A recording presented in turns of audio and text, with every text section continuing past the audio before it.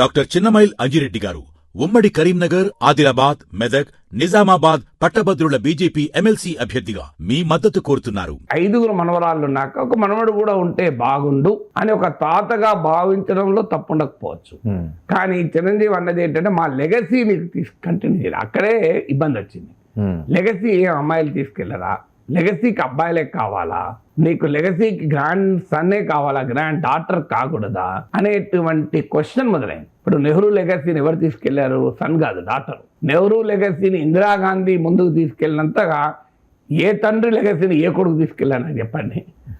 ప్రపంచంలో నెహ్రూ కూతురుగా మొదలైన ఇందిరాగాంధీ రాజకీయ జీవితం నెహ్రూని ఇందిరాగాంధీ తల్లి అనే దశకొచ్చే వరకు. అందువల్ల అయితే సినిమా రంగానికి వచ్చే వరకు మీరు ఎక్కడైనా గమనించండి, ప్రముఖ హీరోల కొడుకులు హీరోలు అవుతారు, ప్రముఖ హీరోల కూతురు హీరోయిన్ కారు మీకు ఎక్కడ.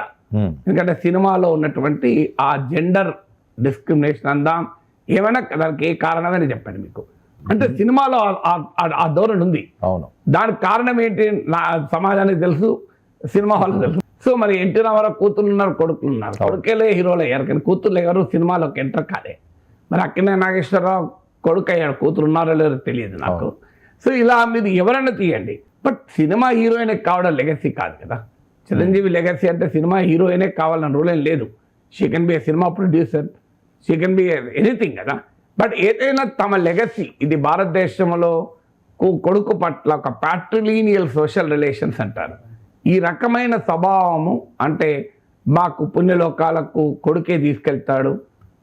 నాకు గుర్తున్నంతవరకు వాజ్పేయికి నిప్పంటించిన కూతురు నిప్పంటించింది, కొడుకు కాదు.